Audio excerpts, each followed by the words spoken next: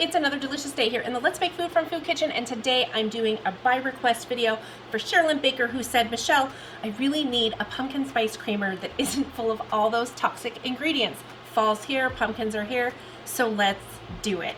I already baked my pumpkin. I just used a small pie pumpkin, and I'll have a video on how to do that, if you don't know, coming up really soon. So I have pumpkin pie spice. You can mix your own, or you can just buy the stuff that's already done. It's either way, it's going to be the same ingredients.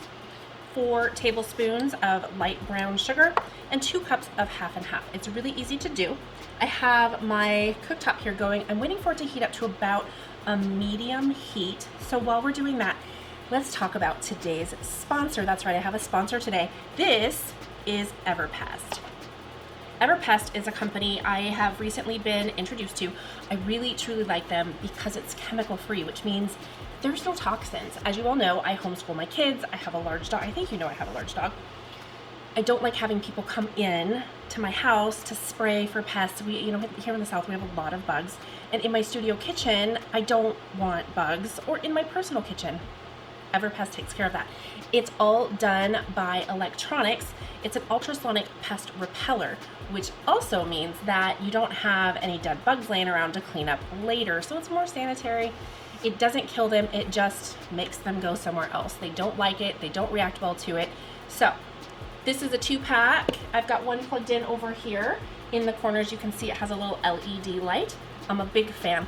Go check them out at everpest.com. I'm gonna put a link down below for that company. This is ready to go. I'm gonna go ahead and put in my pumpkin pie spice, and I'm just toasting a little bit. So you gotta be really careful with it not burning. So I'm going to go ahead and stir this with a whisk. You can kind of see the dust from it, but also that's a little smoke because it's gonna toast really quickly. It's fine little granules, so maybe 30 seconds. Okay, next I wanna add in the sugar, and I need 1/4 cup of my pumpkin puree. Okay, we're gonna stir that. And we're just gonna cook it for another 30-ish seconds. We want that sugar to develop a little bit into a liquid with our pumpkin. We don't wanna boil it or overcook it. So once you see that all of your dry ingredients are now a liquid, turn off your heat, but leave the pan on the stove, and you're going to pour in, while you're whisking, your 2 cups of half and half. There are a couple of options here. If you don't want to use dairy, you could use an almond milk or a soy milk. You can also use, if you like thick, heavy cream like I do, you could use a whipping cream instead of half and half. You could use a cup of milk and a cup of cream, a cup of milk, a cup of heavy cream. It really just depends on the consistency that you want. Now you could take it one step further if you wanted to. If you're not using, because you can use store-bought canned pumpkin, or you can make your own. So as you can see, there's a little bit of stringiness to it because it's a home product. So you can puree it before you use it. You can strain it, or if you don't mind it, just leave it in. There's not a lot of it, but it's up to you. I don't want you to come back and go, ew, that was so stringy because I used homemade. No, it's a thing, right?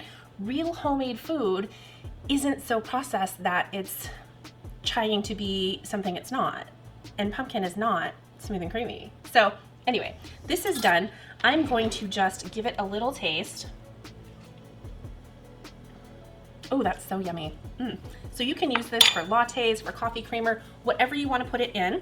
Speaking of whatever you want to put it in, store it in the refrigerator. Is this cool enough for me to touch? You're going to store it in the refrigerator for up to 5 days. And I'm gonna make a huge mess, okay? Look at that mess I'm making. I'm wasting.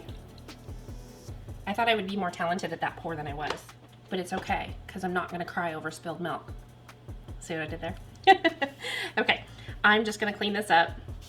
I promise I'm not gonna cry too much over it. And clean up my jar. It's ready to go, it's ready to use. Enjoy it. Once again, play around with the milks that you use. If you want it thicker, use a heavy whipping cream. If you don't want it thick at all, just use milk. It's up to you. Almond milk, up to you. Thanks for joining me today for another kitchen adventure, and thank you to my sponsor for today's video, everpest.com. Go check them out, you won't regret it. From my kitchen to yours, let's make food from food. That's one bowl.